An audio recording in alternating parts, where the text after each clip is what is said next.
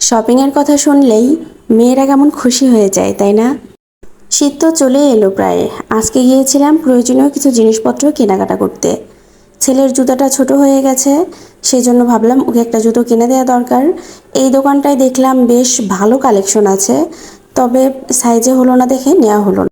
পরে চলে গেলাম আরেকটা দোকানে, তবে এইখানের কালেকশন খুব একটা পছন্দ হলো না। তবে যাই হোক, অনেক ঘোরাঘুরি করে ওর জন্য একজোড়া জুতো নিয়েছিলাম। তারপরে চোখে পড়লো এই স্টলটা। এইখানে দেখলাম বেশ অনেক সুন্দর সুন্দর জুতি কালেকশন রয়েছে। আর জুতি যেহেতু আমার বরাবরই পছন্দ, সেই জন্য নিজের জন্য একজোড়া জুতি নিয়ে নিলাম। সবগুলো কালেকশনই অনেক বেশি সুন্দর ছিল। তারপরে চলে আসলাম এই স্টলে। এইখানের এই টি শার্টটা আমার অনেক পছন্দ হয়েছে। টি শার্ট বলতে একটু মোটা ছিল আর কি, শীতের জন্য। তবে আমার ছেলের সাইজে হলো না দেখে নেওয়া হয় নাই।